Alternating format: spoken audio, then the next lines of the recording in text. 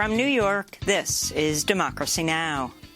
You've been telling us for over 3 decades of the dangers of allowing the planet to warm. The world listened, but didn't hear. The world listened, but it did not act strongly enough. And as a result, climate change is a problem that is here now.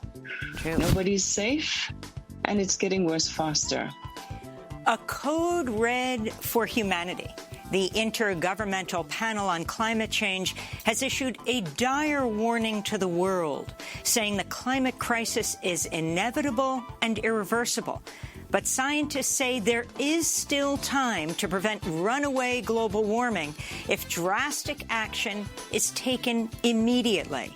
We'll speak to 2 of the lead authors of the IPCC report, which was just published this morning.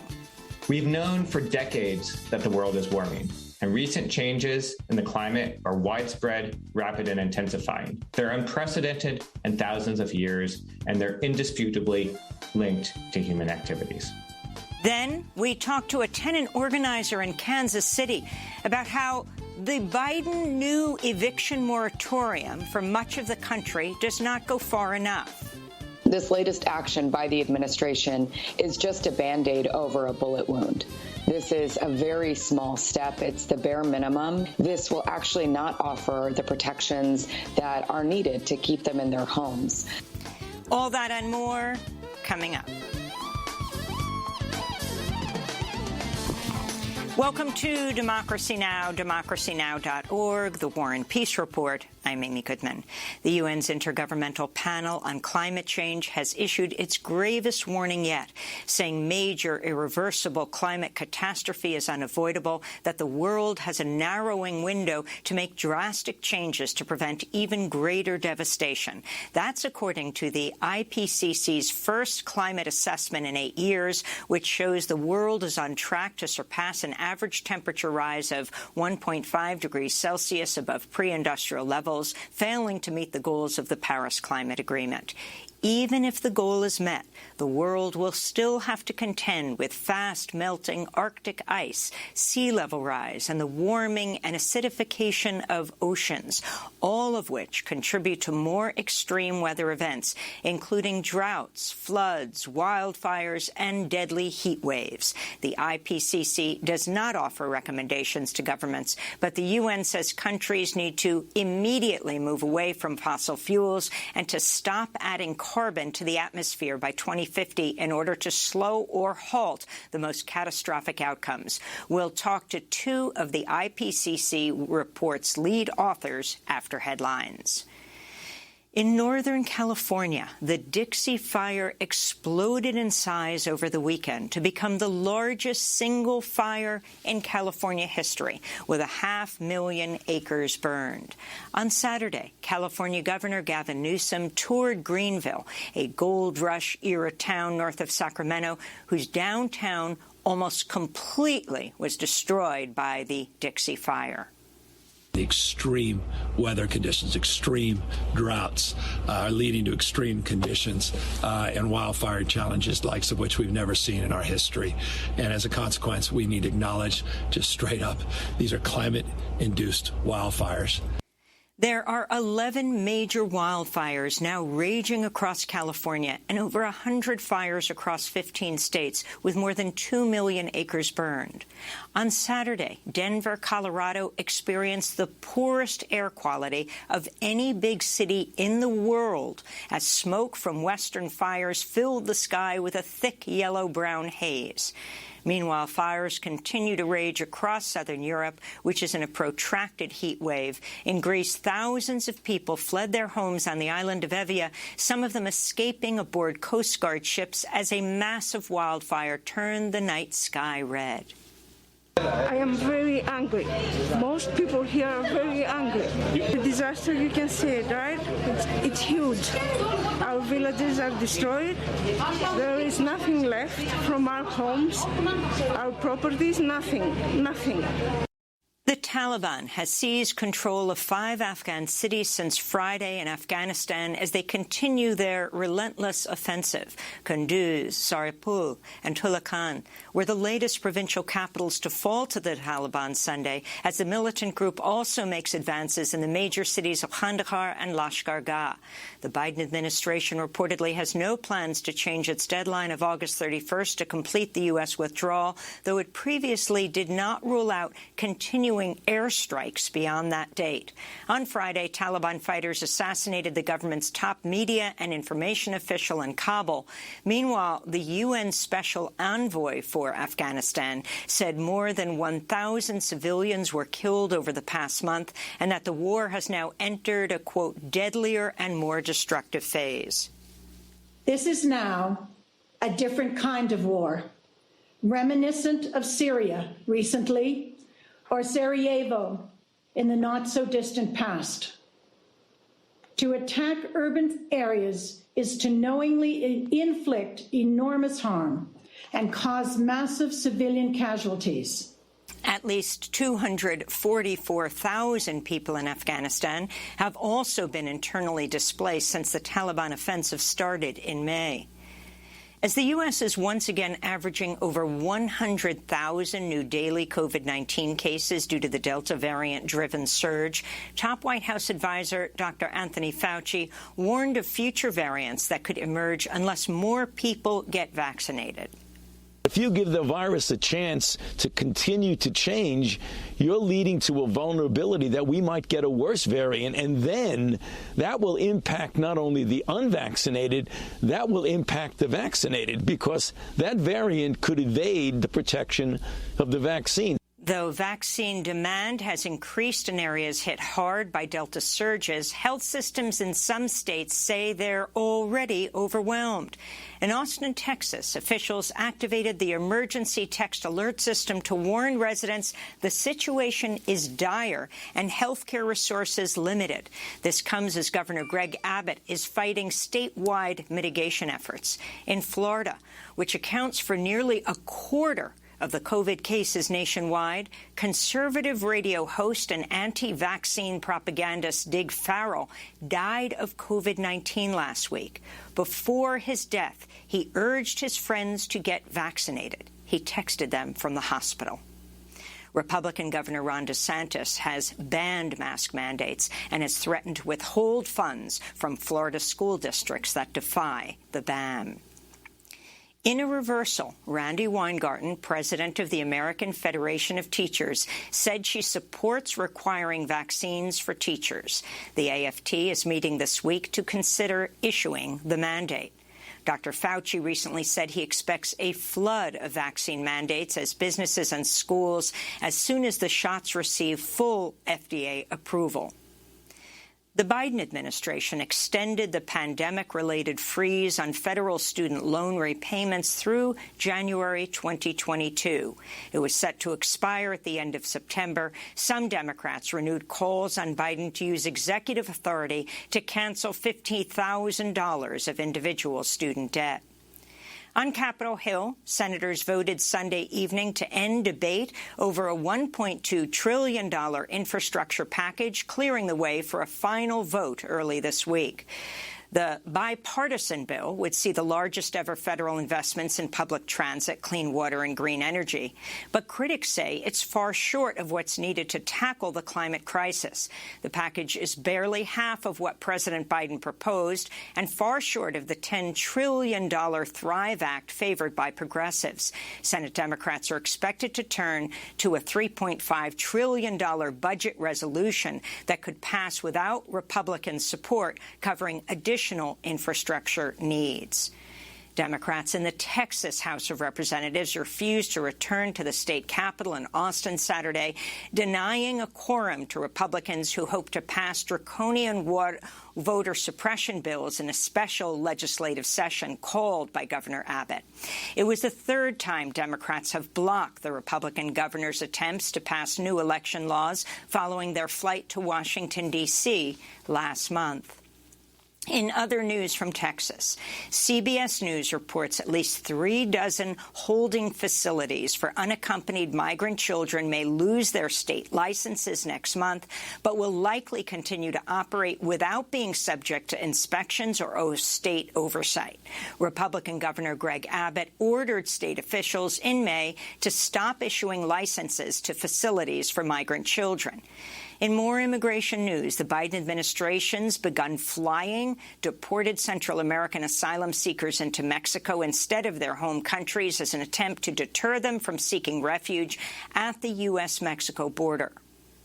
Spanish humanitarian aid workers are reporting at least 42 refugees, including 8 children, are feared dead after their boat capsized off the coast of Western Sahara last week.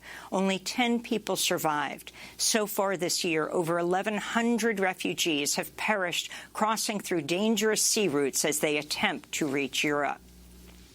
In related news, a ship carrying at least 257 refugees has docked in the Italian port of Trapani a week after the German humanitarian organization Sea-Watch rescued the refugees off the coast of Tunisia.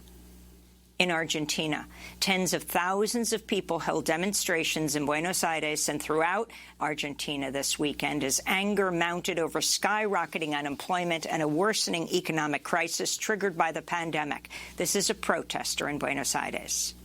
My brother is unemployed. Many of my neighbors are without a job. We see a lot of people are suffering around the country due to a lack of work. Politicians should get their act together. People are tired of lies. In Thailand, protesters took to the streets of Bangkok Saturday demanding the resignation of Prime Minister Prayut Chan-o-cha and denouncing the government's mishandling of the pandemic and economic crisis. Police assaulted protesters with tear gas and rubber bullets. It was the latest in a series of anti-government and anti-monarchy demonstrations demanding democratic reforms. This comes as Thailand reported nearly 22,000 new COVID-19 cases Saturday and at least 212 deaths, both new records. Former acting Attorney General Jeffrey Rosen has testified that one of his deputies tried to help Donald Trump subvert the results of the 2020 election in the waning days of the presidency. That's according to the New York Times, which reports Rosen testified to Justice Department and Senate investigators over the weekend that his deputy, Jeffrey Clark, pressured Justice Department officials to publicly assert false claims about election fraud in order to cast doubt on the Electoral College results. Clark's promotion of conspiracy theories was reportedly welcomed by Trump, who considered replacing Rosen with Clark as acting Attorney General. A woman who last week filed a criminal complaint against New York Governor Andrew Cuomo for sexual misconduct has come forward to share her story. Brittany Camaso, who appeared as Executive Assistant 1 in the New York Attorney General's report on Cuomo, said the governor groped her, kissed her against her will, and verbally harassed her. She spoke to CBS's News' Jerrica Duncan. Why did you file that criminal complaint with the sheriff's office? It was the right thing to do. The governor needs to be held accountable. And just so I'm clear again, being held accountable to you means seeing the governor charged with a crime. What he did to me was a crime. He broke the law. The New York State Judiciary Committee is meeting this morning to discuss potential impeachment proceedings. Meanwhile, Cuomo's top aide and fierce defender, Melissa DeRosa, resigned Sunday evening amidst the mounting scandal. And today marks 76 years since the U.S. dropped an atomic bomb on the Japanese city of Nagasaki, killing at least 74,000 people just 3 days after the world's first atomic bomb killed some 140,000 people in Hiroshima. The treaty on the prohibition of nuclear weapons came into force earlier this year, but neither Japan nor the United States have signed it. And those are some of the headlines. This is Democracy Now!, democracynow.org, The War and Peace Report. I'm Amy Goodman. In its first major report in nearly a decade, The Intergovernmental Panel on Climate Change has warned the Earth could face runaway global warming unless drastic efforts are made to eliminate greenhouse gases. The IPCC said humans are, quote, unequivocally to blame for the climate crisis, which has already caused widespread and rapid changes.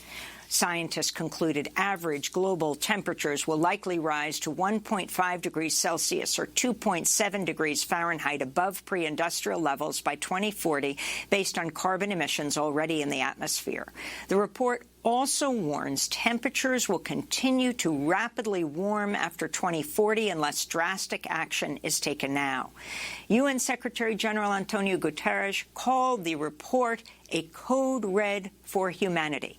He said, quote, "If we combine forces now, we can avert climate catastrophe.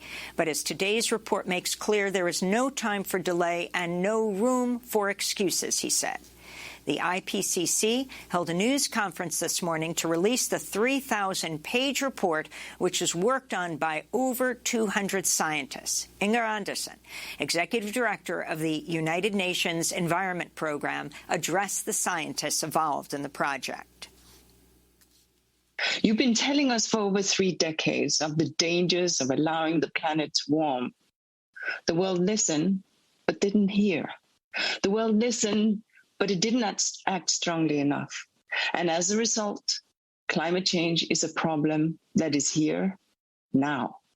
Nobody's safe, and it's getting worse faster. We understand that climate change exacerbates already grave risks to biodiversity and natural managed habitats. Ecosystem degradation damages nature's ability to reduce the force of climate change. And as the IPCC Working Group 1 report reminds us, reducing greenhouse gases will not only slow climate change, but will improve air quality. It's all connected. Greenpeace UK Executive Director John Sovan said the effects of the climate crisis can already be seen across the globe. You can just read the headlines.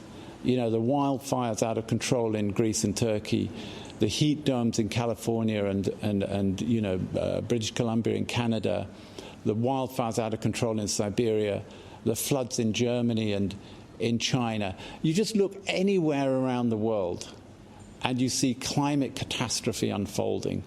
All this report is doing really is putting the science behind this, saying that we are now certain this is human-induced. We're joined now by 2 of the lead authors of the IPCC report. Bob Kopp is professor and director of the Rutgers Institute of Earth, Ocean, and Atmospheric Sciences at Rutgers University, and Kim Cobb is professor of Earth and Atmospheric Sciences at Georgia Tech. Professor Cobb, let's begin with you. You're one of the lead authors of this report. Can you talk about the scope and the significance of what you found? Sure. So this report is obviously an unprecedented new foundation for our science and our world at this critical moment. It is, something that involved hundreds of authors over the last 3 years and really assessed the relevant scientific literature across 14,000 different articles in the published peer-reviewed literature to make assessments as to where we are with human-caused climate change and where we're going and what lies ahead and the choices that we have to make. So really a stunning historic pillar in our field and a reminder of the futures that we have to choose in the next decades. The UN Secretary General has called the IPCC report Code Red for Humanity. What surprised you most about the findings? Hundreds of scientists around the world assessing so many of the studies that have taken place over the last years. Well, I think one of the things to remember is how far the science has come. We're going from virtually certain human-caused climate change in the last report to unequivocal wording for this report in terms of human influence on climate, and thinking about piling up on the absolutely factual column more and more and more aspects of the impacts of climate change. And this report I think, makes a very strong emphasis on the rising climate and weather extremes that have been more uncertain in previous reports. This year, the science has, over the last years, the science has matured to the point that a lot of strong wording in this report around the links between human-caused climate change and any number of different climate extremes. Professor Robert Kopp, talk about the major findings of the report. Sure. So as my colleague was saying, this report is in some cases a sort of an exclamation mark on what the previous reports have already said. So we've known for decades that the world is warming. We know that the changes we're seeing now are widespread, they're rapid, they're intensifying, they're unprecedented in thousands of years. Carbon dioxide levels are higher than they've been in at least 2 million years. Temperatures are higher than they've been in at least 100,000 years. Sea level is rising faster than it has in at least 3,000 years. And it's indisputable that these changes are linked to human activities. And these changes are affecting every inhabited region of the Earth. Some of them are already locked in, but even for the ones that are going to respond most slowly to reductions in greenhouse gases, like changes in the ice sheets and sea level, we still have the opportunity to slow the rate and ultimate extent of warming. And other changes, like the rise in temperature, can be stopped pretty quickly if we bring our greenhouse gas emissions to net zero. What are some? Go ahead. Sorry. That in order to hit the ambitious target laid out in the Paris Agreement of limiting warming to well below 2 degrees C, we're going to need immediate, rapid, and large-scale reductions in greenhouse gas emissions. But the other point I want to make sure comes across, because I think you hear this a lot, is that we shouldn't be thinking about this as though there is a magic line at 1.5 degrees or at any level below which we're safe and above which we're not. You're already talking about, as we said, already experiencing more extremes. So we're already experiencing enhanced hazards as a result of climate change. And every bit of warming, whether it's above or below 1.5 degrees C, increases the risks that we face. So anything we can do to limit the amount of warming will reduce the hazards we're creating for ourselves. You're an oceans expert, Robert Kopp. So if you can talk about what the greatest sources of sea level rise are expected to be in the next century and what has happened so far, the major causes of sea level rise. Sure. So as I already said, sea level is rising now at a faster rate than it has in at least 3,000 years, and it's rising at an accelerating rate. And this is due to two main factors. The first is the loss of ice on land from glaciers and from the polar ice sheets in Antarctica and Greenland. And the second is the warming of the oceans as the planet heats up. And there's been a continuing acceleration since about 1970 with ice sheets in particular, the Greenland and Antarctic ice sheet, driving the increase in the rate of sea level rise over the last 20 years. And of all of the factors that are driving sea level rise, we can clearly try the expansion of the ocean, the melting of glaciers, and the melting of the Greenland ice sheet to human-caused activity. And finally, this is already having effects around the world. So since the 1960s, we've seen nearly a doubling in many coastal sites of the frequency of high water levels. We're going to break and then come back to our discussion with Professors Bob Kopp and Kim Cobb, two of the lead reporters on the new IPCC report just released this morning. We'll also go to Bangladesh or speak to a leading Bangladeshi scientist. Stay with us.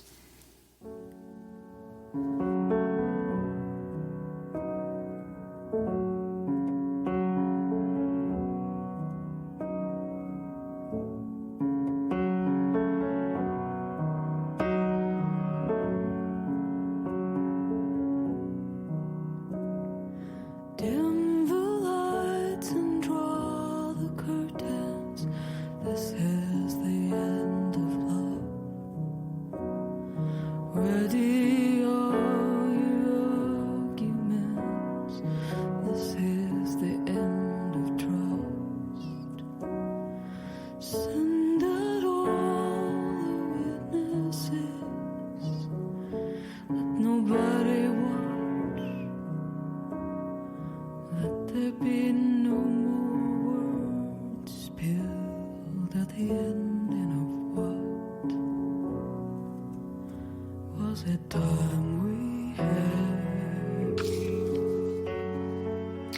Trust by the Weather Station. Tamara Lindemann says the new album, Ignorance, is inspired by climate grief.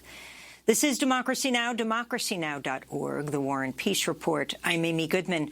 As we turn now to Greta Thunberg, who has just responded to the new IPCC report.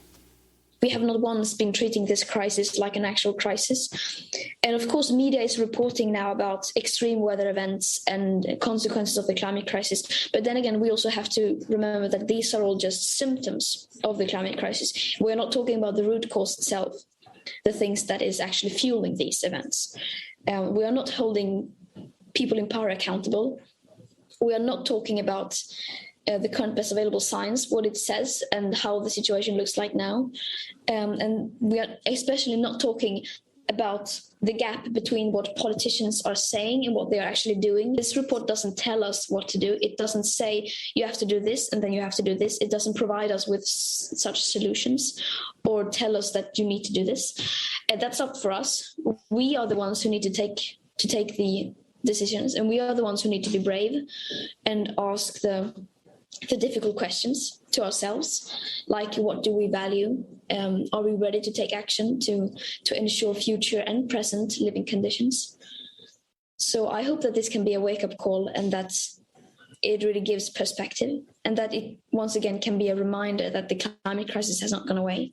It's only escalating, and it's only growing more intense by the hour. That's Greta Thunberg responding to the new IPCC report. She was responding from Stockholm, Sweden. This is Democracy Now! As we talk about the report, the 3,000-page report, almost a decade in the making. We are joined by two leading IPCC scientists, and we go to Bangladesh to speak as well with Salim Ul-Haq, climate scientist, director of the International Center for Climate Change and Development in Bangladesh. He's been a longtime IPCC lead author, now joining us from Dhaka. Your response to this report, Salim?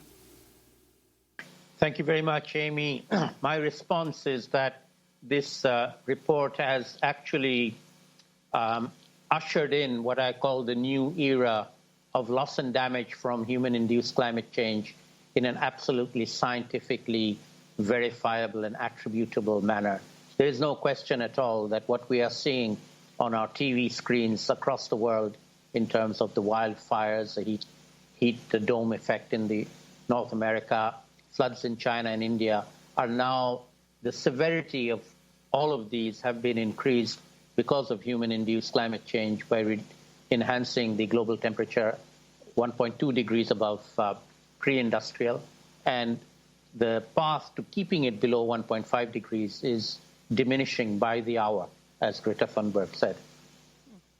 Did anything surprise you in this report, Salim? And describe specifically what's happening in Bangladesh. So this is not a surprising report. It's an assessment of, as you've heard, 14,000 scientific papers which already exist and we've known about. It brings it all together and makes the case for urgency, I think, very, very strong.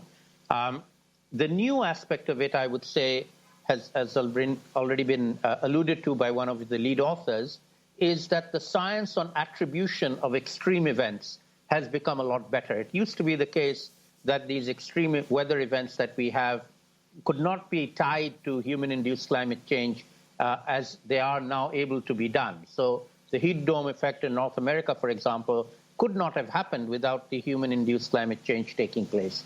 The severity of the wildfires in southern Europe would not be so severe without human-induced climate change, and so on and so forth.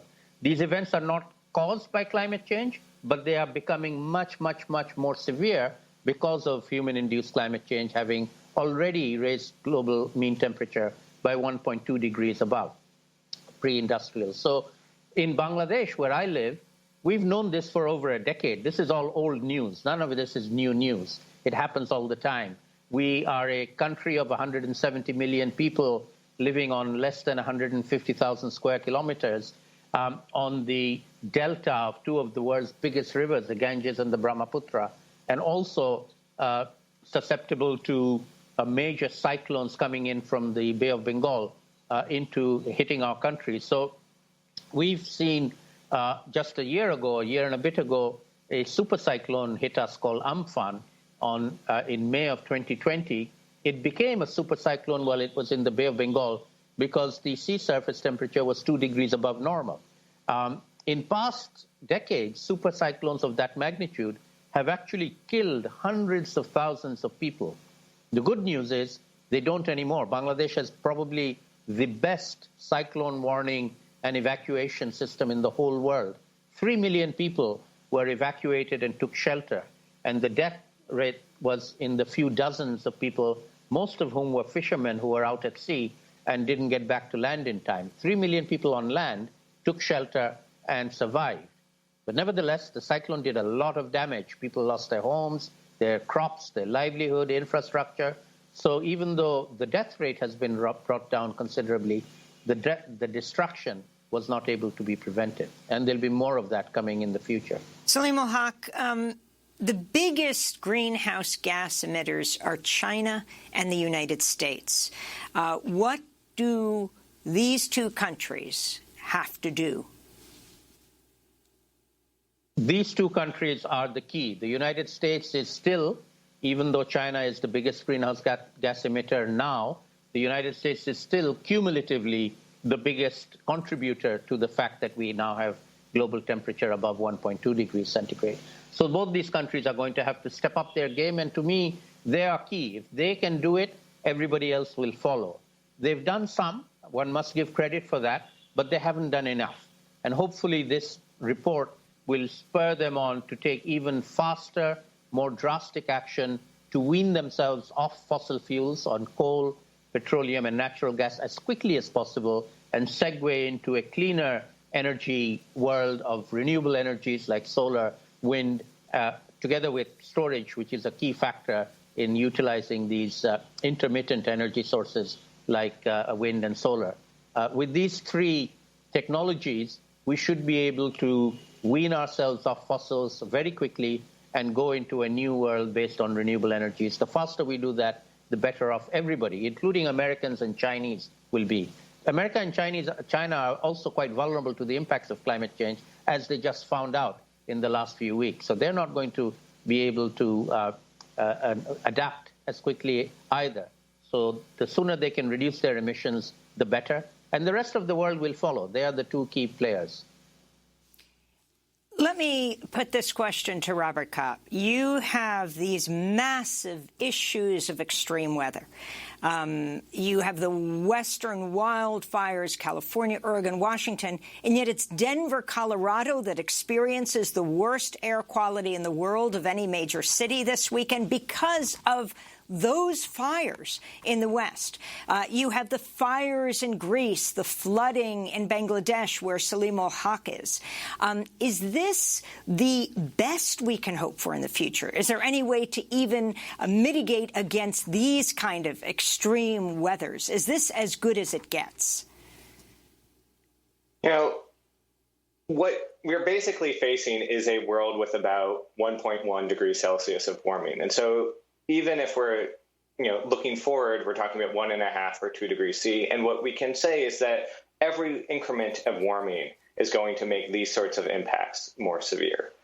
So in order to stop things from getting worse, we need to get, as my colleague was saying, we need to get global greenhouse gas emissions to net zero, which requires a global effort. And these sorts of changes we see are basically what we see with the level of warming that we have. And we're not coming back to this level of warming. So these are indeed going to get worse.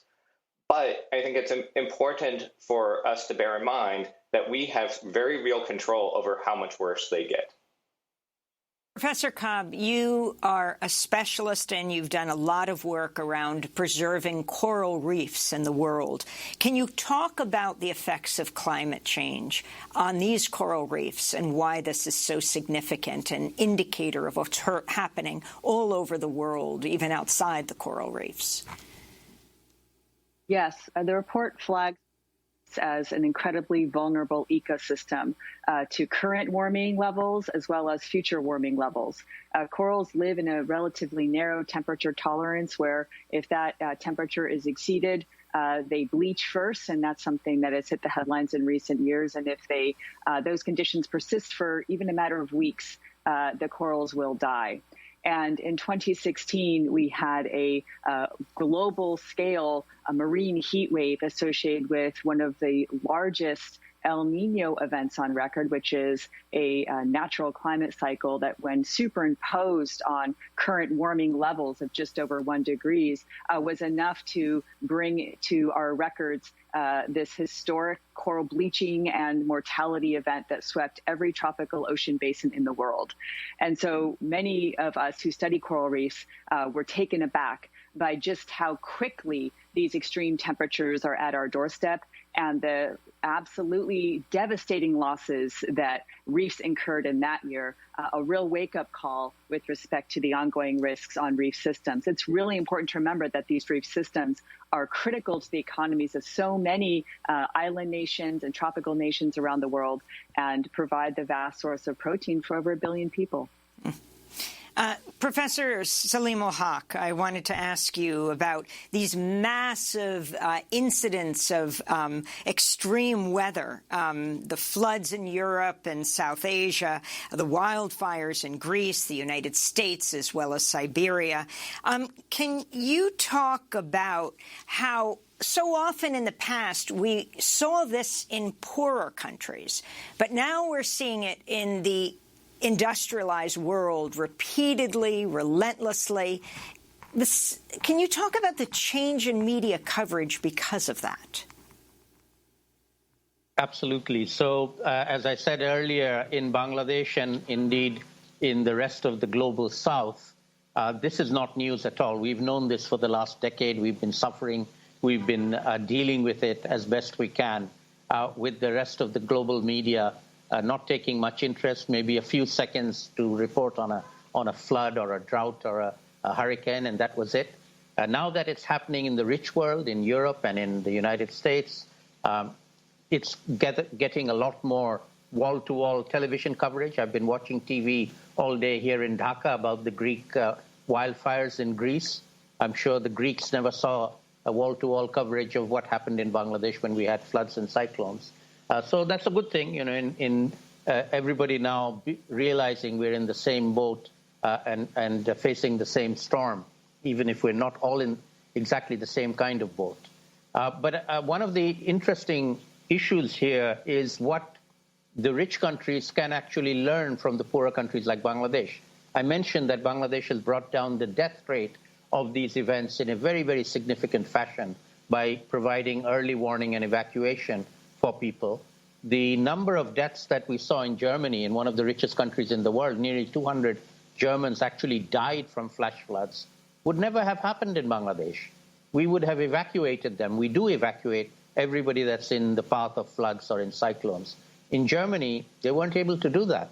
So Germany could learn a lot from Bangladesh, and so could the United States, on how to deal with these impacts that they have not been used to, but we are used to doing them.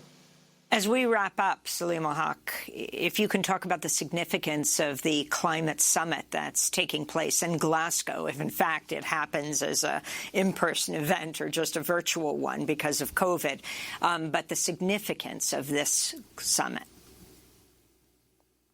I think the Glasgow summit, the COP26, is going to be perhaps the most significant COP that we've had. Just a reminder that this was actually supposed to have been held last year in December 2020, and it got postponed because of the COVID-19 pandemic for valid reasons. The COVID-19 pandemic didn't allow it to be held, so it was postponed by 12 months. But that's a very critical 12 months because climate change didn't take 12 months off. It's actually taking place, and I would say it actually crossed a threshold, which we've just seen with the IPCC 6th assessment report, that we are now living in a climate change world. And so, as I said, we are now in the era of having to deal with loss and damage from human-induced climate change. And that's going to be one of the topics that the vulnerable countries are going to bring up. Indeed, they've already brought it up in COP26 for treating it seriously, which has not been done so far. We've been talking about it for a long time. We've not been getting anywhere with it. Now it's for the rich countries to recognize it's a reality and do what they're supposed to do, which is implement what they agreed to implement in Paris, keep the global temperature below 1.5 degrees and provide $100 billion a year to the developing countries to tackle climate change. They promised but didn't deliver. We want to thank you all for being with us. Salima Haq, Director of the International Center for Climate Change and Development in Bangladesh. Also want to thank Bob Kopp, Rutgers Institute of Earth, Ocean and Atmospheric Sciences, speaking to us from New Brunswick, New Jersey, and Kim Cobb, Professor of Earth and Atmospheric Sciences at Georgia Tech. This is Democracy Now! When we come back, we go to tenant organizer in Kansas City about how President Biden's new eviction moratorium for much of the country doesn't go far enough. Stay with us. But the soft words, they all spoke so gentle, yeah. It makes it easier to bear, yeah. You won't regret it, no, no. Young girls, they don't forget it.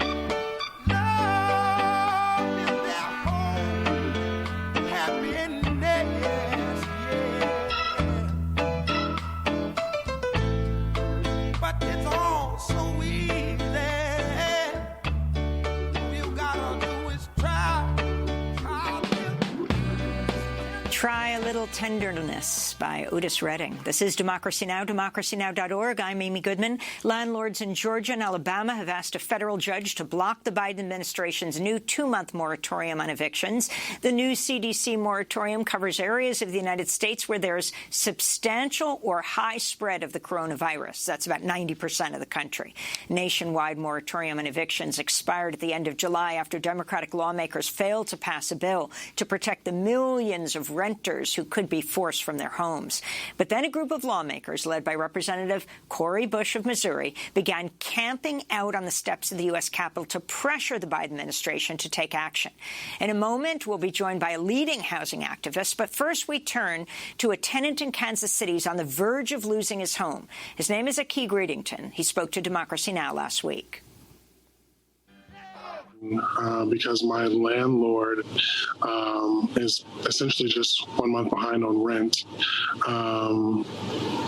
I came home one evening to a 3-day eviction notice on my door, which I later found out isn't really the process for how evictions go. So I really felt like my landlord was trying to intimidate me or like harass me because not only was there the 3-day eviction notice on my door, but there was also notice of non-renewal. So my lease ends September 30th. So whether I get the funds or not, I still have to be out of here. I ended up behind not only with rent, but utilities and, I mean, really just kind of life in general, just through mental health surrounding the pandemic. I struggle with depression and anxiety as it is.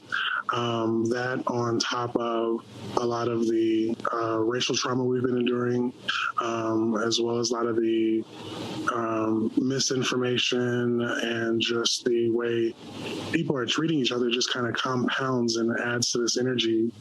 For me, I just became extremely overwhelmed.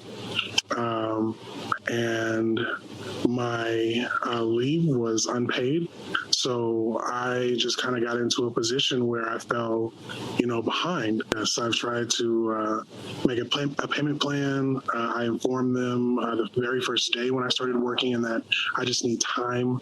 None of those things really made a difference. And it was very frustrating for myself to be someone that, aside from my leave that I took, I'm someone that works full time. I'm someone that pays my rent on time every month. And the first time I have any sort of an issue at a time when the world is dealing with something unprecedented, it just made zero sense to me, like very unempathetic, that you can only be concerned about money at this time. It's definitely a high anxiety moment because I don't have a mom and dad that I can call to, go stay with or ask for money or anything like that. I actually have my dad's ashes, and one of my big concerns is, if I get kicked out on the street, like, what am I going to do with my dad's ashes? And I think those are things that these landlords don't think about when they make these decisions from these boardrooms, is the real effect that it has on people. That's Key Greedington speaking to Democracy Now! From Kansas City about his fight to stay in his home. He says he doesn't have a father or mother to just go live in their house. In fact, he has his father's ashes with him. We're joined now by Tara Raghuveer, director of KC Tenants, which is a grassroots tenant-led organization in Kansas City, Missouri, which is also the Homes Guarantee campaign director at People's Action. We thank you so much for being with us. Let's continue with Aki, to use him as an example to understand what's happening right now.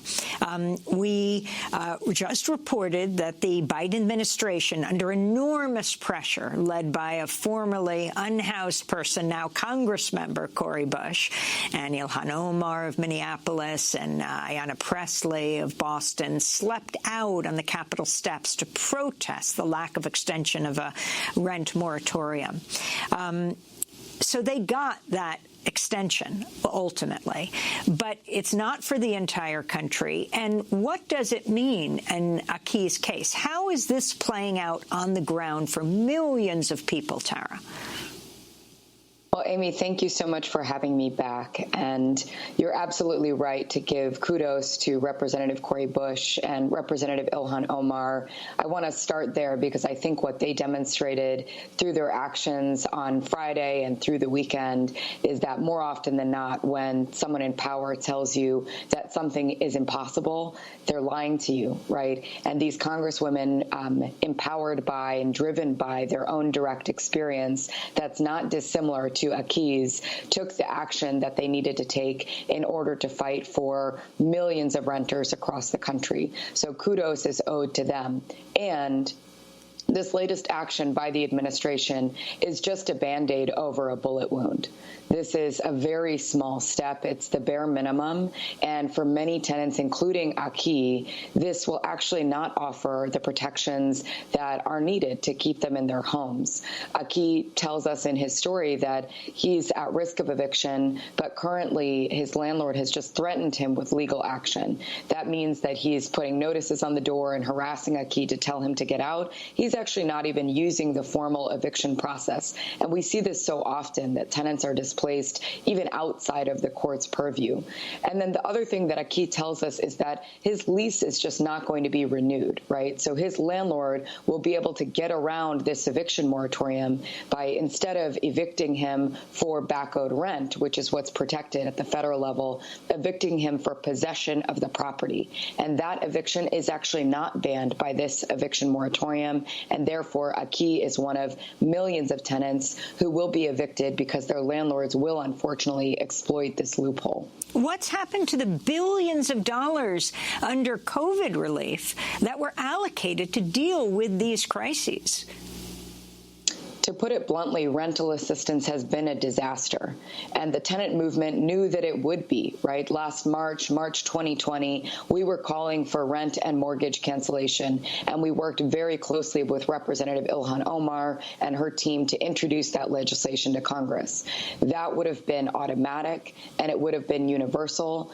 Rent and mortgage cancellation would have canceled all rent payments. It would have made the rent, back owed rent, uncollectible and unevictable. people. And then landlords could apply directly for the relief that they needed that would be conditioned on a set of tenant protections.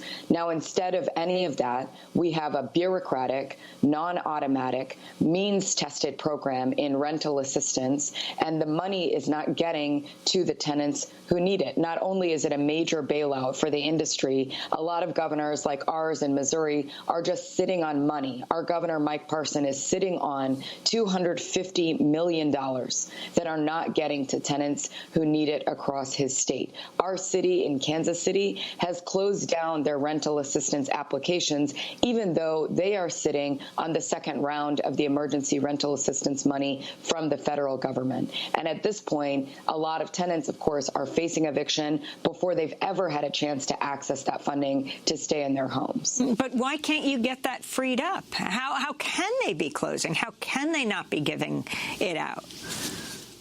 I wish I had the answers for you, Amy. We've been asking everyone who will talk to us, but unfortunately, when policy is made in this way, when the federal government is handing money down to states and localities, that money becomes political really quickly, right? We saw that money get held up at the state level, at the county level, and at the city level as people played political games with other people's lives, right? And unfortunately, now it's too little too late for a lot of the tenants who were most at risk or most urgently at risk. They will be displaced, or they've already been displaced before they can ever access those funds. So let's be clear that the moratorium on evicting renters actually began under Trump, and then Biden re-extended it. And now, only because of enormous pressure, has come up with a kind of new one. So given that it was established under the former president who is a developer, what do you see? Who does it actually protect? And how many people are going to lose their homes, do you predict, Tara? The timing of the Trump moratorium is notable. Trump, the developer-in-chief, right before his reelection, which was ultimately unsuccessful, issued this federal moratorium. It was September 2020. And it was, crumbs that he was throwing at poor and working class people to try to win some votes, right? It was a political move. The policy was never well written. From the beginning, it was extremely flawed. It was not written in a way that was actually going to keep the majority of poor and working class tenants in their homes. It only protects against evictions on the basis of rent, meaning that landlords from the beginning have been able to exploit those loopholes and start evicting people for other reasons, lease violations, for the possession of property, just not renewing leases as a way of getting people out. Also, this policy was never automatic. So it didn't just ban evictions. It said, here's a form that tenants have to fill out to apply for protection. But that requires the tenant to know that this protection exists. So tenant organizations like ours worked overtime to make sure that the information on the moratorium got out to people. And still, there are a lot of people who never got that information. Fundamentally, the Trump order the Trump order left so much discretion up to local judges that many courts just kept the eviction dockets open and continued evicting people. And it's important for people to note that the Biden order that was issued on Tuesday is actually in many ways more restrictive than the Trump order was to begin with. Meaning, what does it leave out? Who does it leave out? So it's not automatic. It doesn't apply to every eviction, and now it's limited to geographies that are distinctly impacted by the Delta variant and by spiking cases. But if case numbers go down in a given geography for a 14-day period, the protection could expire for that locality, for that geography. So, Tara, you are the director of KC Tenants, which is a grassroots tenant-led organization in Kansas City.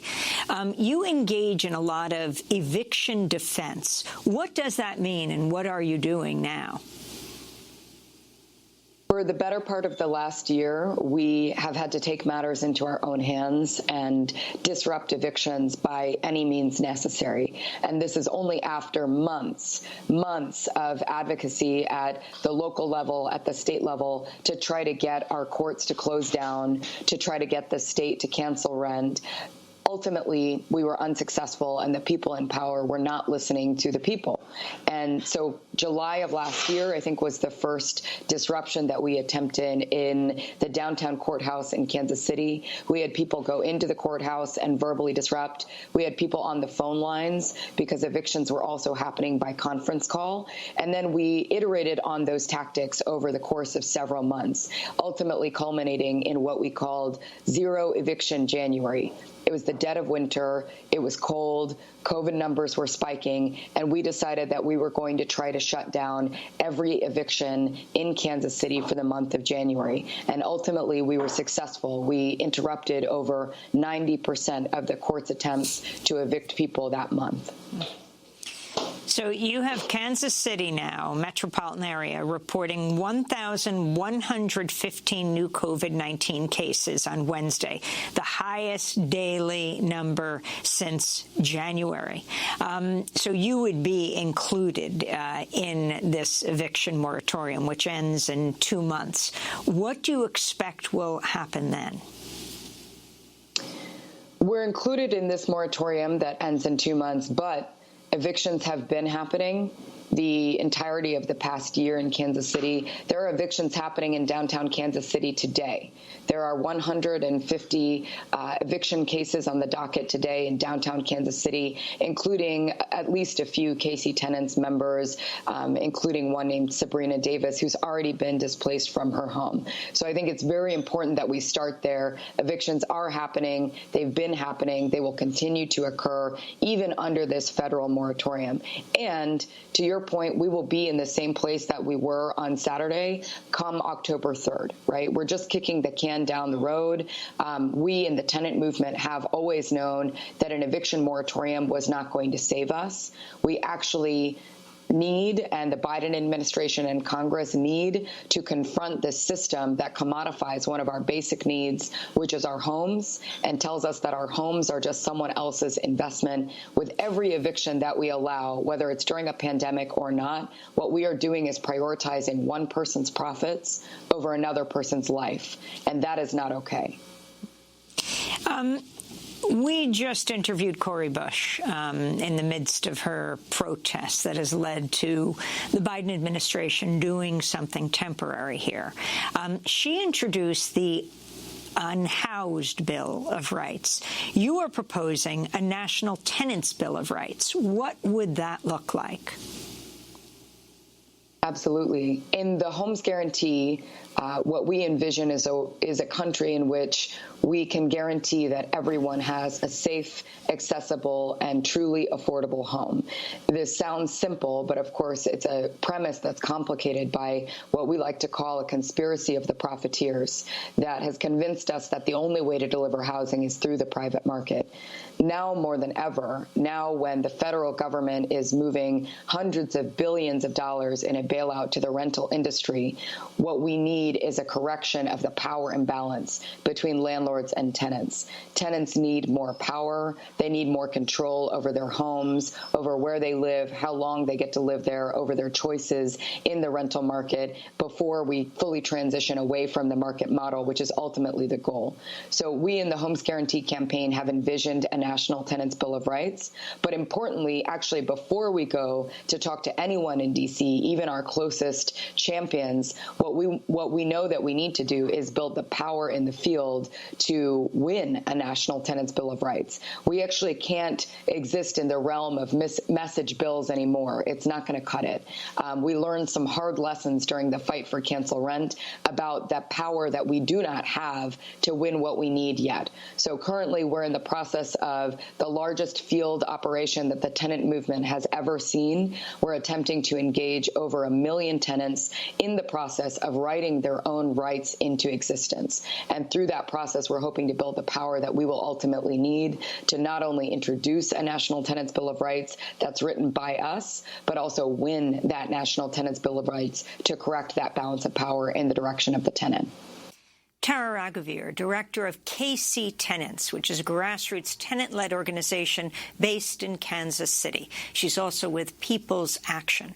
To see our interviews last week with Congress members Ilhan Omar and Cori Bush, who both slept outside on the Capitol steps to demand the Biden administration reimpose the rent moratorium, go to democracynow.org. I'm Amy Goodman. Stay safe, protect yourself, your family, community, wear a mask.